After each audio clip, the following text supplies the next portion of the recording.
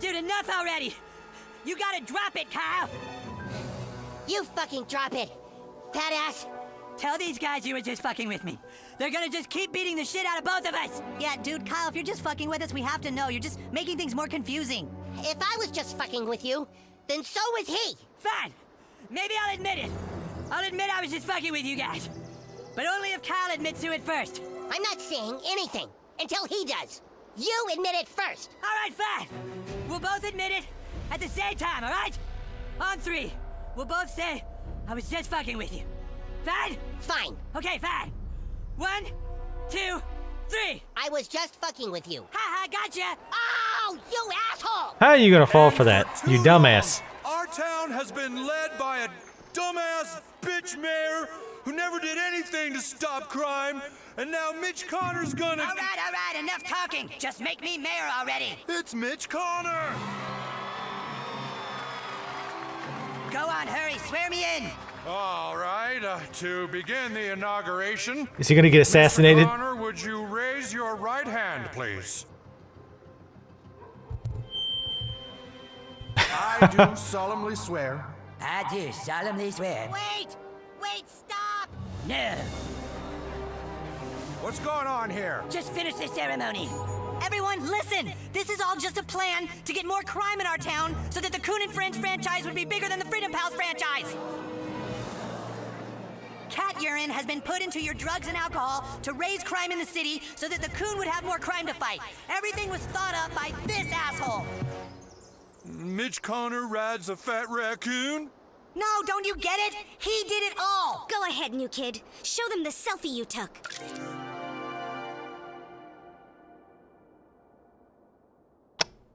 On the stuff he took with Mitch Connor and his master plan. Oh, right. Good. Now upload it to me and I'll put it on Connor's Instagram for everyone to see. I was like, wait, how did that back in the past selfie gonna help? What? Yeah, I'm a dumbass. Mitch Connor's plan? Hey, they're right. You mean he was putting poison in our wine and cocaine? Why? Yeah, why? Why did you taint our Coke? I'll tell you, because the new kid isn't the only person who had a parent get fucked. My dad got fucked when I was 9 years old. What? Only 2 people on this stage know how that feels. Stop with that already! Shh, I want to hear this. My father will be avenged, even if it means everyone else has to die. Mitch, it's over. Ma'am, what the hell are you doing here? I've been here all along, son. It's not your fault, Mitch. It's my fault. What are you talking about? It was me, Mitch. I'm the one who fucked your dad. Oh! What? You fucked my dad, Mom? Why? I did it for us, son. I wanted a future for you. All these years. Hunting for the person that fucked my dad, and it was my own mother. Mitch, try and stay calm. Fuck you, Coon. You may be really cute, but even you can't fix this. Did he look at you, Mom? Huh? Did he look you in the eye when you snuck up and fucked him? Mitch, it was a long time ago. Not to me. It's every day to me. Forgive her, Mitch. Please tell me you're not buying into this. I'm gonna kill you for what you did. Just kill me, Mitch, please. You kill me. I don't want to live. I'll kill you. You kill me. I'll kill you.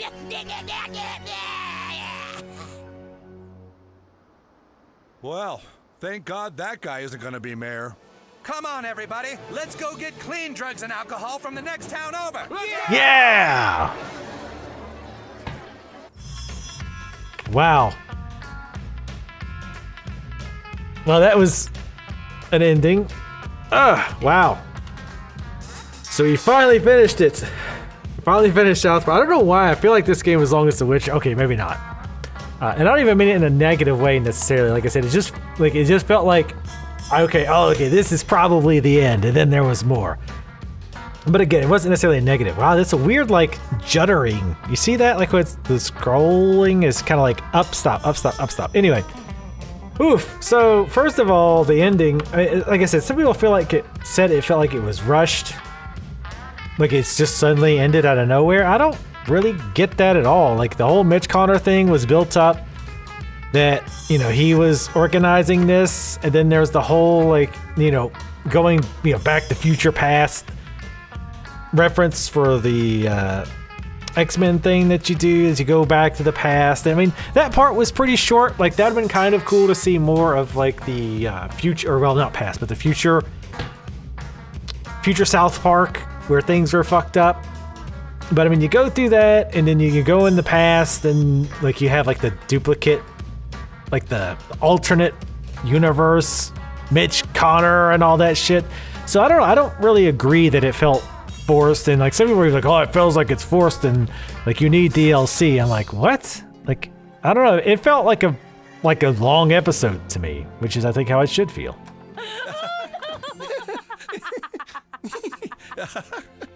You're the tickle bunny. No, you're the tickle bunny. Hey, kiddo. Been out playing with your friends, honey? This is a great town, isn't it? I love it here.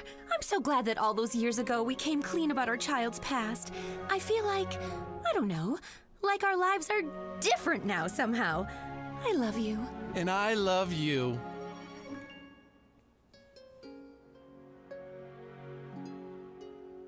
In fact, kiddo, would you excuse us for a moment? Mommy and Daddy have a little business to take care of upstairs. Oh, you little sneak. We're gonna go get even more superpowers?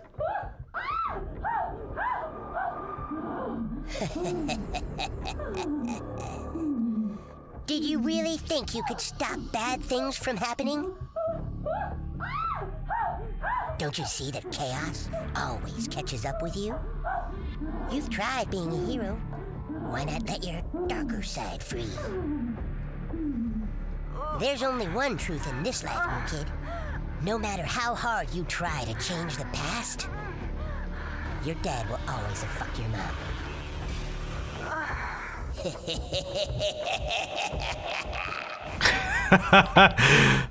I actually like that. I mean, yes, okay. Yes, that does set up for some DLC. But seriously, like, I think that was a good setup. Again, I don't feel like the ending was rushed. In fact, like I said, I kind of felt the opposite. I felt like the game was going to end when we went to the science factory lab, whatever. I thought once that was over, we were done. And then I thought, like, the first time you beat Mitch Connor, I thought we were done. So I definitely don't feel like the ending came out of nowhere. Like, absolutely not. And I don't feel like it was rushed. Like I said, it feels like it had a natural, somewhat natural conclusion. I mean, the whole thing was super weird anyway, right? With the whole time travel and the Mitch Connor, and is it really Cartman doing it? And obviously it is. It really is Cartman just doing it. And I like the little twist too, where Kyle had his own Mitch Connor, like to fuck with Cartman. I think that was pretty smart idea. And even had like Cartman's voice. Even though I will say this, I wish that they would have built it up to be Cartman like they were doing. But then it was not Cartman, like it was Mr. Garrison or somebody else that like Mitch Connor had taken over or whatever. And like it was Mitch Connor was this actual real entity. Like I think that would have been a cooler take instead of just being Cartman again. But I mean, obviously I can see why they went that route because it's the most obvious way to go. The PC people, you should be ashamed. Actually, don't be ashamed, PC people. I'm sure it probably wasn't your fault. It's probably your boss's fault that the actual port is fine. Like the game runs fine, all of that. But the interface is garbage on PC. Absolute dog shit. Like they obviously did not bother trying with keyboard and mouse at all. Like it is complete horseshit. Anyway, but yeah, I don't know. I thought it was a good story. Now, I still didn't like it quite as much as the first one. I think the first one was just... I think the writing and whatnot was funnier overall. And a lot of the scenes were just so, like, over-the-top insane that they would have just really been hard to top in this game. To the point that if they did try to top it, it might have felt like, oh, no, they're just trying to be even more offensive than their last game or more over-the-top than the last game. So I think they shied away from that. I mean, yes, there was the pretty, like, weird, gross things or, like, the offensive stuff, like the whole PC principle and the gender fluid. Like, you can just change your gender and your race whenever the hell you want to, all that kind of stuff. So that was in there, but it definitely wasn't to the level of the last game. But I definitely like the combat system a lot better in this one. I definitely... there was some... things I did not like for example, if attack could hit enemies a square to the left or the right, Like, why couldn't it hit up and down? Like, I get that was a strategic decision and that you were supposed to kind of use that to your advantage because a lot of enemies couldn't do it either, so you tried to block them off from the bottom so they'd have to go around. But, like, I don't know, that just feels that feels very gamey. And in this game, it's sort of kind of okay because the kids themselves are playing a game with these certain rules that don't always make a hell of a lot of sense. So it's somewhat a little bit more forgivable. But anyway, yeah, the combat was definitely better. I honestly wish I had a bit more time to like fiddle with having different, I almost said fiddle with different kids, yikes. Fiddle with different group makeups. Because I felt like there was about 5 kids that we stuck with most of the time. Captain Diabetes, Mosquito, Professor Chaos, Human Kite, maybe a decent amount. And I feel like there's at least one more. But I feel like I stuck with them in large part just because I was building so much around status effect damage, because status effect damage in particular for gross out and bleed and fire, or not bleed, but gross out, fire, and what was the other one? Oh, shock were just really good. Like there was a lot of follow-up damage on those. But I feel like there could have been some really interesting combos with some of the other kids that I barely even like really got a chance to learn. Like Call Girl, I like her defense down that hit almost the entire screen. Like I said, maybe even some of the weird ones, like Toolshed, where you had those abilities that go diagonal. Him and Fast Pass had those strange like arcs on their abilities. But yeah, like some of that was pretty cool, and I feel like if I played through again, I would definitely want to go through with completely different heroes and with a different build. And I really do think things open up a lot once you get all classes, though. I feel like you can really go nuts. But the problem with it is, though, with your items set up, I feel like you'd have to start farting around with your items a bit too much. More than I would like. It's not a ton of inventory management, but a bit a little bit more than I would have liked. But it still wouldn't have been too bad. Maybe I'm overthinking that. But yeah, like I feel like there was different strategies you could utilize, and I don't doubt that there's probably like one or two crazy strong builds. Even ours at the end was pretty damn good most of the time, where we had the duplicate who could move twice in a round and do charms, and we had Butters for confusion.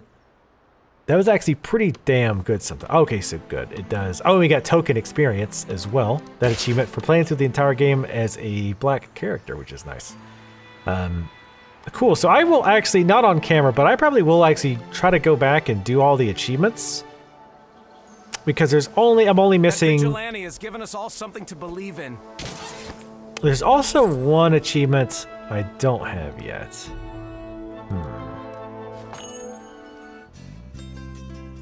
Better stock up, Vigilante. Hold on. See you around. All right, so we're going to stop here. We'll just say that if I can figure out how to trigger this, we might have another like extra video after this. But anyway, to wrap up my review of the game, overall, I really liked it. I do like the improvements to combat. Story-wise, it was definitely very odd, but I mean, it's South Park. What do you expect? I like how they incorporated some of the superhero tropes, like not even a trope, but like Days of Future Past had the time travel and the weird elements like that going on. Overall, I definitely really liked it. As far as a score between 1 and 10, where 5 is a game that has about equal parts good and bad, and 10 is like a perfect game or near perfect, I'd say this game is about a 7.5. About a 7.5. I really enjoyed it. Like I say, I feel like the story and the writing wasn't quite as funny as the last game. I didn't have quite as many moments where I was like really just had hearty laughs, even though it definitely happened in this game. I definitely was laughing at it quite a bit. But and the item system was very interesting. I like the way they set that up. Instead of having the power skill tree, you could swap your items around a little bit. It didn't give you quite as much freedom, I felt, but it was still kind of cool. And I definitely do miss being able to... I think the last game you could use an item and you could do an action. I wish they would have did a little bit better job with that. Like, for example, I wish I could say, okay, I don't want to move this round, but I want to use an item and do an attack. I felt like items were far less useful in this game than the last one. In the last game, I used items a ton. In fact, I built specifically around using items. Like health up, attack up, speed up, stuff like that. And I feel like the items were still good, especially like resurrection type things and the bottles that removed negative effects, but I didn't feel like they were as good. But anyway, yeah, 7.5 out of 10. As far as what I would suggest to purchase this, if you're a South Park fan, I mean full price, like the whole 50 or 60 or whatever it is. I think if you're a South Park fan, you're gonna like this game even more, obviously, than if you're not, or if you're just even kind of a like halfway partial watcher of South Park, you probably won't quite get it as much as if you would consider yourself an actual like fan, whatever, you get what I'm saying. Just rambling now. But if you're not, like if you're an okay, like yeah, you know, I kind of like South Park, but I wouldn't consider myself a big fan, but I do like RPGs.